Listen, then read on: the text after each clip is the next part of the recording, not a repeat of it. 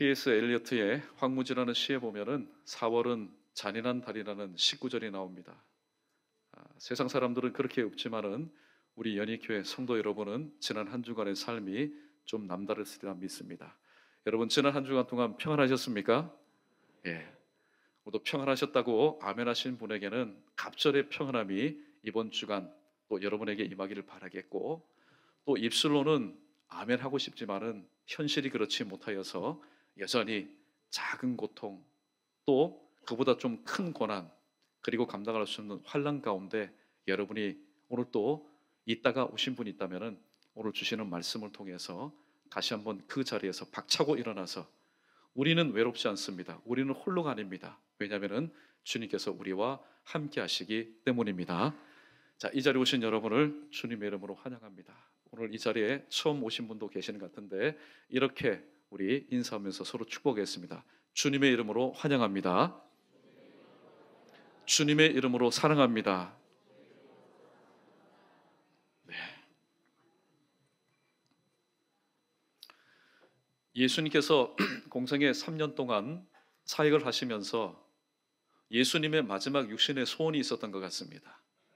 그것은 바로 뭐냐면은 12명의 제자들, 그동안에 주님과 함께 동고동락하였던 제자들과 함께 조촐한 식사를 하는 것이었습니다. 그래서 예비된 장소에서 떡을 나누시고 잔을 나누셨습니다. 그리고 이것을 먹을 때마다, 이것을 마실 때마다 나를 기념하라. 그리고 식후에 이제 겟세마네 기도 동산으로 올라가셨습니다. 그곳은 낯선 장소가 아니었습니다. 주님이 보실 때에 항상 눈 익는 장소였고 익숙한 바로 곳이었습니다. 이곳에서 주님은 그 유명한 말씀을 하십니다. 나는 포도나무요 너희는 가지라. 포도원의 비유를 말씀합니다. 예수님께서 그 말씀을 하실 때에 마지막으로 제자들이 귀도 쫑긋 또 마음도 열어서 주님의 말씀을 듣습니다. 그러나 주님의 마음은 아픕니다. 왜냐하면은 그렇게 눈이 초롱초롱하게 지금은 내 곁에 있지만은 몇 시간 후면은 기록된 말씀대로 목자를 치리니 양떼들이 흩어지게 될 것이다. 다들 흩어지게 될 것을 예수님이 알고 계셨기 때문입니다. 예수님은 몇 시간 뒤에 일어날 일만 아신 것이 아니라 그들의 앞으로 신앙생활하면서 감당하게 될 여러 가지 혼란과 또 억압과 핍박의 강도가 어떠하다는 것을 주님은 아셨기에 미리 당부합니다. 신신당부합니다. 그 신신당부하신 말씀이 오늘 읽었던 16장 1절과 2절에 기록된 말씀입니다. 예수님은 아셨습니다. 내가 이제 죽게 되면 너희는 유대교에서 출교당할 거야. 너희는 이제 유대교에서 쫓겨나게 될 거야.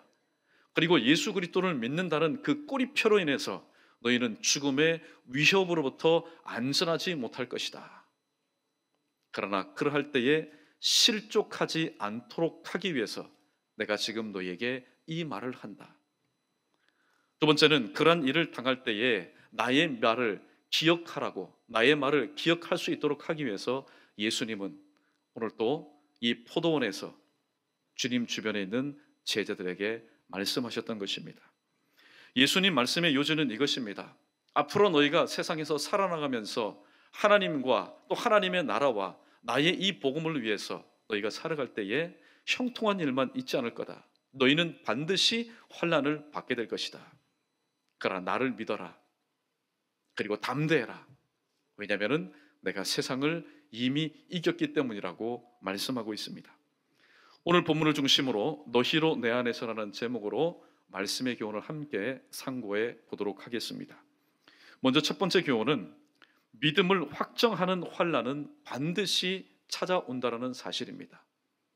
로마서 10장 17절 말씀, 믿음은 들음에서 나며 들음은 그리스도의 말씀으로 말미암는다. 주님의 말씀을 듣기 전에는 믿음이 무엇인지에 대해서도 알지 못하였습니다. 그러나 하나님의 말씀이 선포될 때에 하나님의 은혜로 내 안에 선물이 주어졌습니다. 어떤 선물일까요? 바로 믿음이라는 선물입니다. 히브리서 11장 6절 말씀처럼 믿음이 없이는 하나님을 기쁘시게 할 수가 없기 때문입니다. 오늘 저와 여러분 우리 모두가 하나님께로부터 받은 선물 중에 가장 큰 선물이 있다면 예수님, 하나님이 우리의 삶 가운데 오신 것, 그 다음으로 가장 큰 선물이 있다면 그것은 바로 믿음일 것입니다. 그런데 문제는 믿음이 생긴 뒤에 일어납니다. 믿음이 생긴 뒤에, 나의 삶 가운데 믿음이 생긴 뒤에 모든 것들이 형통하고 모든 것들이 풀리고 또 모든 것들이 열리고 뚫리는 그런 형통의 삶이 나의 삶 가운데 기다리고 있을 줄 우리는 알고 있습니다.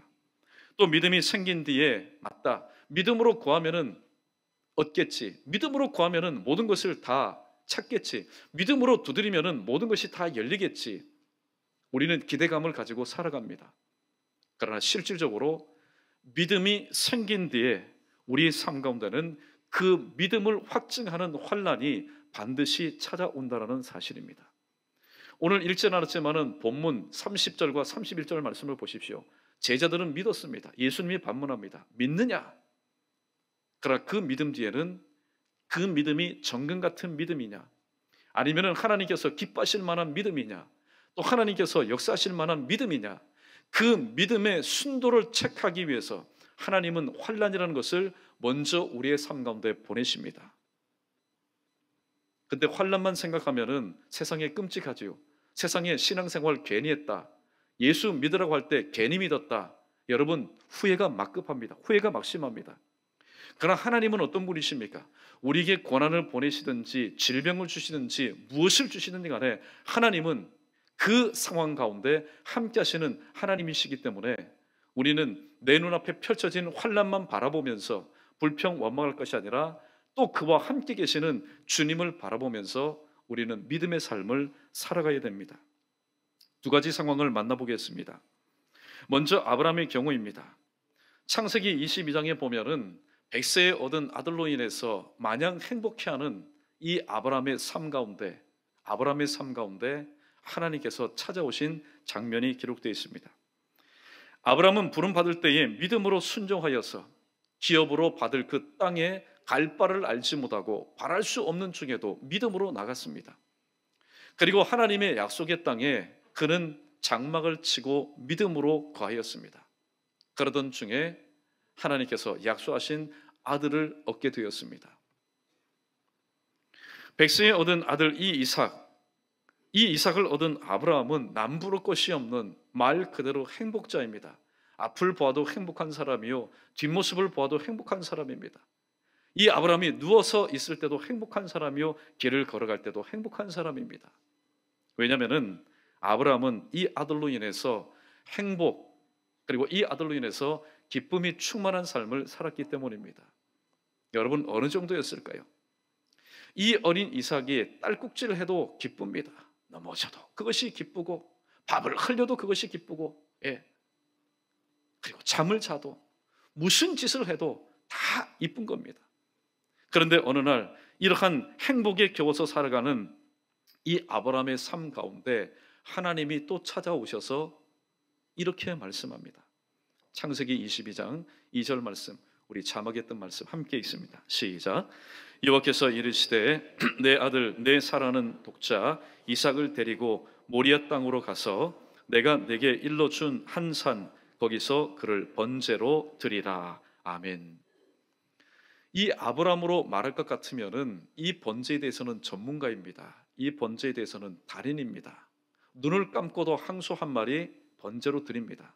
눈을 감고도 양, 염소 잡는 것 귀재입니다.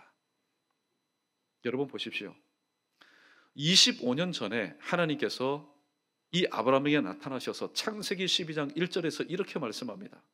너는 너희의 집, 본토, 친척, 아비 집을 떠나서 내가 내게 지시할 땅으로 가라. 땅으로 가라. 그냥 일반 사람들도 용납하기 힘든 메시지 아닙니까? 내가 지금 여기에서 잘 뿌리를 내리고 일평생 동안 노후대책 완벽하게 돼 있고 인맥 다 쌓아놓고 행복한 삶을 사는데 하나님이 떠나라고 얘기합니다. 그럼에도 불구하고 아브라함은 믿음으로 순종하여 떠났습니다. 그런데 25년이 지난 어느 날 하나님께서 100세의 아들을 주셨습니다. 그리고 그 아들이 어느 정도 장성한 또 어느 날 하나님께서 나타나셔서 말씀하시는데 창세기 12장 1절에서 주셨던 말씀과는 비교할 수 없는 엄청나게 부담이 되는 말씀을 주십니다. 네 아들, 네가 사랑하는 독자 이삭을 데리고 가서 내가 내게 지시한 그 모리아 땅에 가가지고 한 산에서 내게 번제로 드려라. 아브라함이 자신의 귀를 의심합니다. 만약에 황소를 드리라고 하면은 이 아브라함이 황소를 못 드리겠습니까? 아브라함은 하나님께 받은 그 분복이 너무나 많습니다. 종들도 많고 그 종들이 관리하는 가축도 참 많습니다. 만약에 양들을 100마리, 1000마리 드리라고 하면은 아브라함이 그것을 못 드리겠습니까? 혹시 수만 마리를 드리라고 하면은 아마 꿔서라도 빚을 내서라도 하나님 앞에 드렸을 겁니다. 왜냐하면은 아브라함은 하나님께로부터 그가 일평생 동안 간절히 기도하였던 바로 기도의 제목인 아들 이삭을 선물로 받았기 때문입니다. 그 아들이 내게 있다거든 하나님께서 내게 요구하실 때 무엇이든지 내가 드릴 수 없으랴. 아브라함은 하나님이 요구하시는 것을 분명히 다 드릴 수 있는 그런 사람이었습니다. 그런데 귀를 의심합니다. 하나님, 뭐라고 말씀하셨습니까? 네 아들, 네가 그토록 사랑하는 독자 이삭을 번제로 드려라. 번제로 드려라. 여러분, 이것은 있을 수 없는 이야기입니다. 이것은 인류를 저버리는 바로 행동입니다. 어떻게 보면은 아브라함에게 있어서 백세에 얻은 아들 이삭을 번제로 드리라는 이 하나님의 명령은 단순한 고난을 뛰어넘어서 바로 환난 그 자체였습니다. 또 한 경우를 한번 살펴볼까요? 우리는 욥이라는 인물을 잘 알고 있습니다. 욥에 대해서 성경은 이렇게 말씀합니다. 그는 순전하고 정직하여 여호와를 경외하며 악을 떠난 자다. 그렇게 말씀합니다. 그에 대한 프로파일, 어느 것 하나 봐도 하자가 없는 그런 인생입니다. 그러므로 이런 사람에게 복과 형통과 기쁨과 행복이 주어지지 않으면 누구에게 주어지겠습니까? 그런데 이 욥의 삶은 달랐습니다. 단 1도의 차이도 없이 180도 정확하게 그의 삶 가운데는 많은 사람들이 기다렸던 행복과 형통과 또 은혜의 삶이 아니라 기쁨의 삶이 아니라 절망과 슬픔과 바로 비극과 애통의 삶이 어느 날 그의 삶 가운데 엄습하였습니다. 하루아침에 모든 재산을 다 잃어버렸습니다. 재물도 다 잃어버렸습니다. 오늘 이 말씀을 들을 때에 또 과거의 옛날 얘기가 생각나는 분이 있을 겁니다. 그럼에도 불구하고 여러분 그때 지치지 않고 쓰러지지 않고 또다시 일어나서 오늘의 삶을 일굴 수 있었던 그 원인이 뭡니까? 근본적으로는 보이지 않는 하나님의 붙들어 주시며 또 눈에 보이는 식구들의 격려와 위로 때문 아니겠습니까? 여보, 사실 돈은 있다가도 없는 것이고 나는 당신의 정직을 안다. 나는 당신의 성실을 안다. 다시 한번 힘내어서 열심히 뛰면은 이전보다 더욱더 회복된 그런 삶을 살지 않겠느냐. 부인의 따사로운 격려. 그리고 무엇을 합니까? 그러나 입술로 아빠 힘내세요. 아버지 힘내세요. 그 자식들을 바라보면서 또다시 일어설 수 있는 겁니다. 그런데 욥의 가정은 틀렸습니다. 욥은 달랐습니다. 있던 물질, 있던 재산, 있던 가축 한날 아침에 다 빼앗겨버리고 다 눈앞에서 사라졌습니다. 그런데 또 이제는 뒤로 더 이상 물러설 수 없는 충격적인 소식이 들려왔는데 그것은 바로 무엇이었습니까? 주인님 큰일 났습니다. 정신 차릴 겨를도 없이 또다시 듣습니다. 긴가민가입니다. 알쏭달쏭입니다. 당신의 10명의 자녀들이 바로 잔치집에 있다가 대풍이 불어서 집이 무너져서 다 죽었습니다. 이것은 한 인간으로서 도무지 감당하기도 견디기도 힘든 바로 환난입니다. 여러분, 이게 환난이 아니고 무엇이겠습니까? 환난의 정의를 저는 이렇게 내려보고 싶습니다. 눈이 있어도 귀가 있어도 입이 있어도 그리고 튼튼한 두 손목과 발이 있어도 내 힘과 내 능력으로는 도무지 움직일 수 없고 변화시킬 수 없고 고칠 수 없는 바로 환경, 이것이 바로 환난입니다. 오늘날 우리의 삶에도 이런 환난들은 찾아옵니다. 여러분, 내 입장에서 볼 때에 세상에 아무리 믿음 좋은 사람이라 할지라도 그런 환난이 나의 스토리, 마이 스토리가 되기를 원하는 사람 누가 있겠습니까? 한 사람도 없습니다.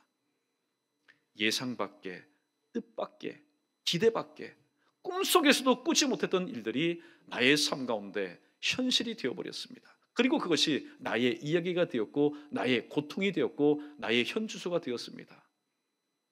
그러나 여러분 보십시오. 오늘 이 말씀에서만 마침표 찍는다면 사실 제가 여러분 앞에 설 자격이 없는 사람입니다. 그러나 그 답이 무엇입니까?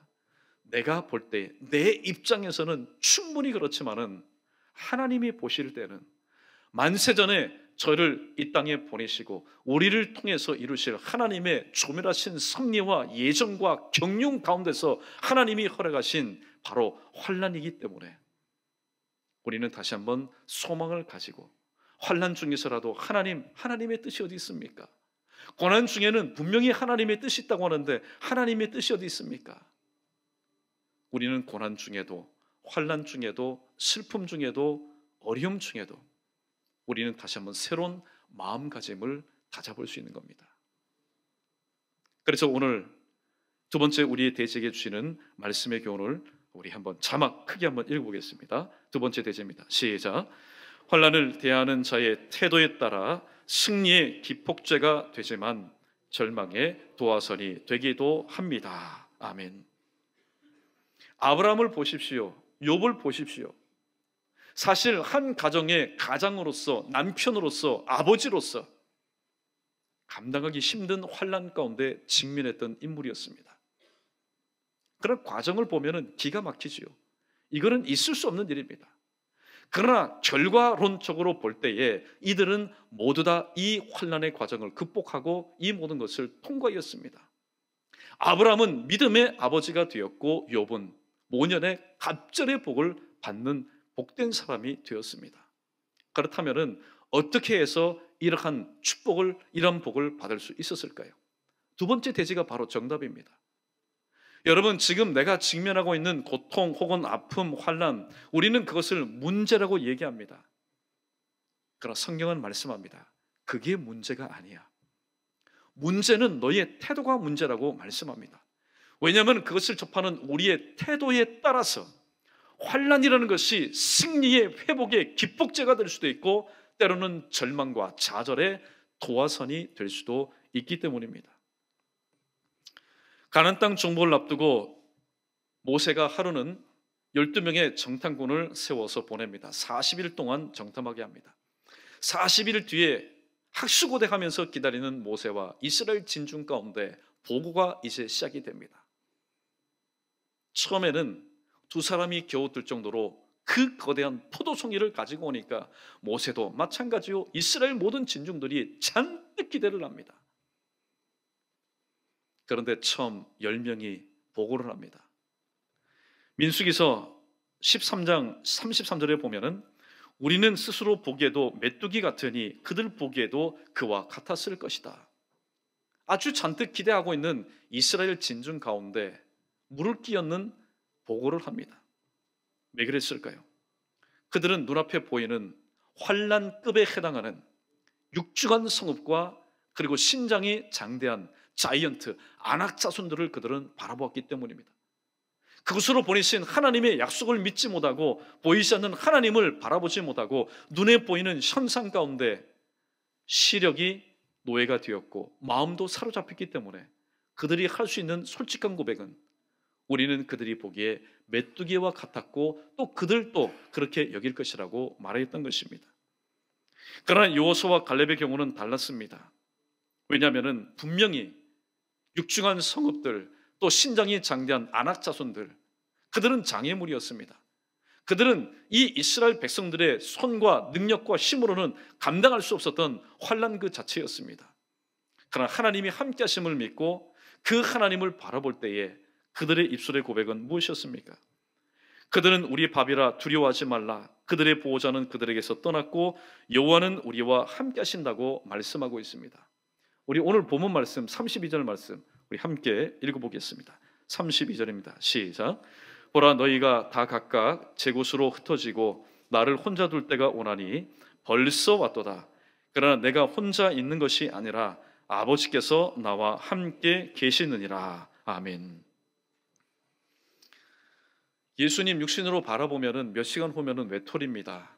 몇 시간 후면은 혼자입니다. 몇 시간 후면은 말 걸 상대도 없습니다. 전부 다 배신하고 다 도망갑니다. 그러나 예수님은 눈 하나, 안색 하나 변하지 않고 심장의 요동 없이 편한 가운데 이렇게 말씀합니다. 너희가 이제 뿔뿔이 나를 흩어지게 될 것이다. 그러나 나는 혼자가 아니구나. 왜냐하면 아버지가 나와 함께 하시기 때문이다. 하나님을 바라보는 믿음의 사람들은 신앙의 고백도 똑같습니다. 10명의 정탐꾼들과 달리 여호수아와 갈렙을 보십시오. 여호와께서 우리와 함께 하신다라고 임마누엘의 복을 스스로 선포하고 있는 것입니다. 사도 요한은 요한일서 5장 4절에서 세상을 이길 이김은 이것이니 우리의 믿음이라고 담대하게 선포하였습니다. 우리의 어떤 믿음입니까? 우리의 큰 믿음입니까? 우리의 강한 믿음입니까? 물론 그 믿음도 맞겠지만은 하나님이 우리와 함께 하시는 믿음. 내가 지금 슬픔 가운데 있다 할지라도 그 슬픔 가운데 하나님이 함께 하신다는 믿음. 고난과 여러 가지 어려움 가운데 환난 가운데서도 하나님이 함께 하신다는 그런 믿음. 그 믿음이 세상을 이길 수 있는 능력이요 원동력이라고 사도 요한은 우리에게 말하고 있습니다. 믿음은 하나님께서 함께 하심에 대한 확신입니다.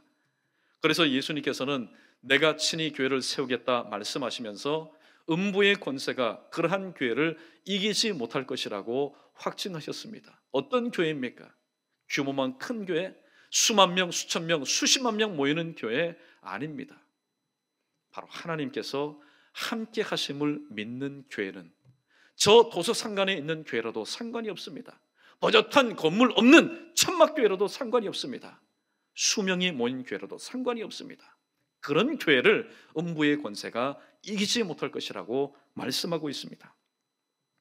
오늘도 세상을 이긴 이김은 이것이니 우리의 믿음, 하나님이 나와 함께 하시는 그런 믿음을 가진 교회라고 말씀합니다. 이런 연희교회 저와 여러분 우리 모두 되기를 주님의 이름으로 축원합니다.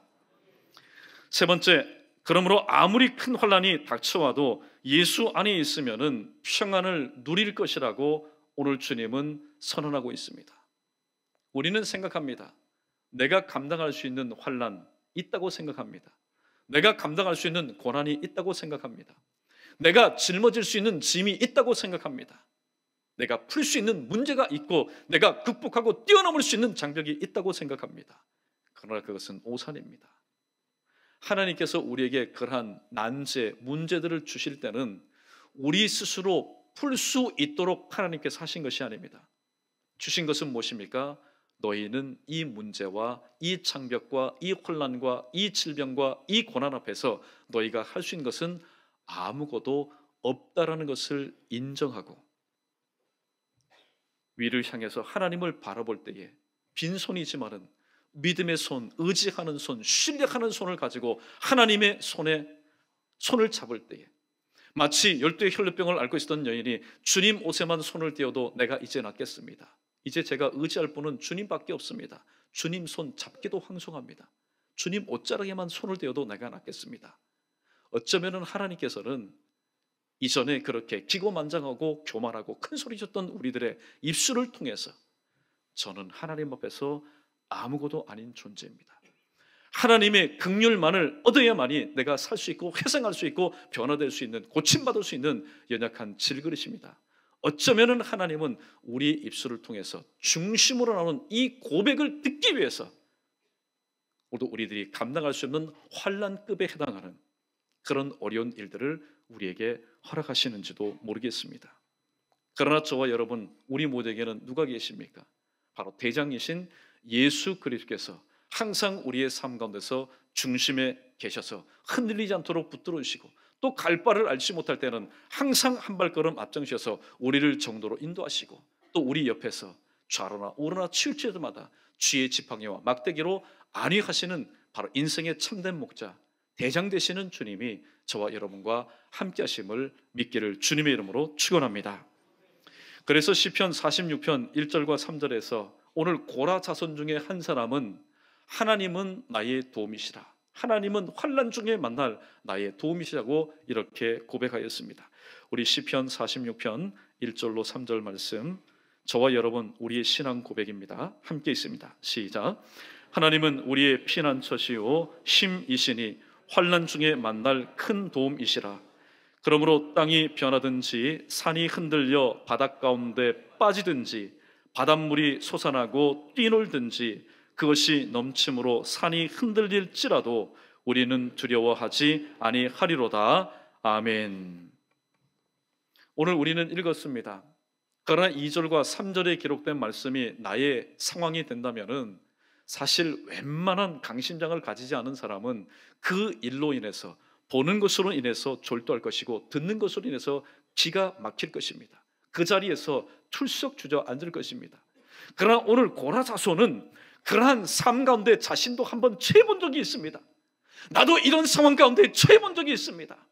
그러나 내가 흔들리지 않고, 내가 주저앉지 않고, 내가 넘어지지 않을 수 있었던 것은 바로 1절에 기록된 말씀 때문입니다. 여호와는 나의 피난처시요 나의 힘이시요 나의 환난 중에 만날 큰 도움이시라는 사실을 내가 믿었고 그분에게 내가 의지하였기 때문에 사람의 힘으로는 감당할 수 없는 환난급에 해당하는 여러 가지 어려운 삶 가운데 내가 있었지만은 이 모든 것을 극복할 수 있었다고 고백하고 있습니다. 사랑하는 성도 여러분, 우리의 삶 가운데 예수 믿기 때문에, 복음 때문에 우리는 애매한 고난과 애매한 환난을 받습니다. 그것을 이상히 여기지 마십시오. 왜냐하면 하나님은 이러한 일들을 통해서 우리의 믿음을 정금 같은 믿음으로 변화시켜 주시고 앞으로의 삶을 하나님과 함께 승리하는 삶을 살 수 있도록 우리를 연단시키시는 하나님의 또 다른 사랑의 바로 손대심이기 때문입니다.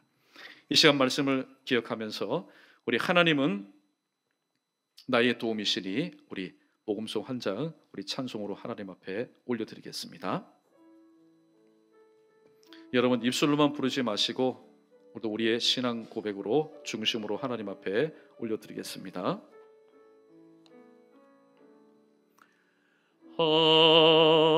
하나님은 우리의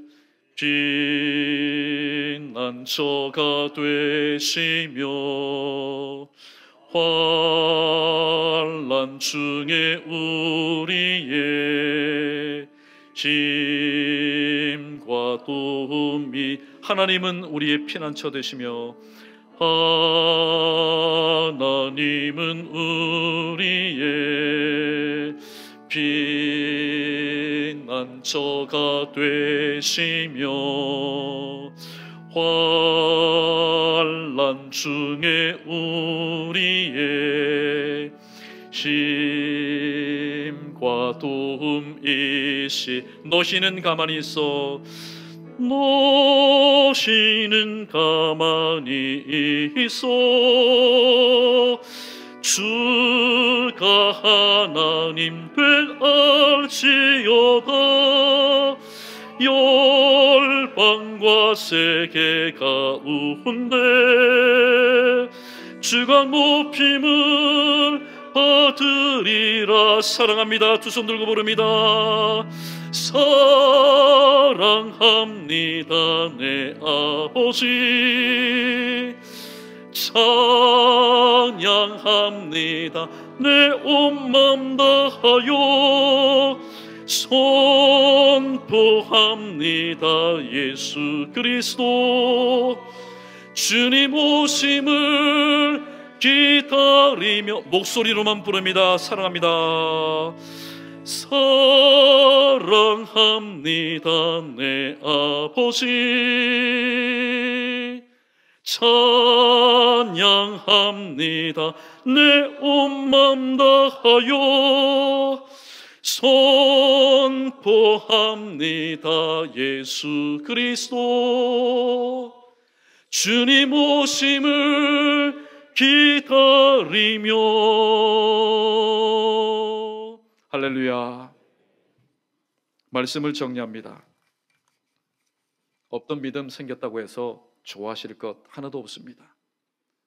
하나님은 우리의 삶 가운데 믿음이 생겼을 때에 너희의 믿음이 정금 같은 믿음이냐, 정말로 써먹을 만한 믿음이냐? 하나님이 기뻐하시는 믿음이냐? 하나님이 역사하시는 믿음이냐? 확증하시기 위해서, 점검하시기 위해서, 체크하시기 위해서 오시는데 그냥 오시지 않습니다.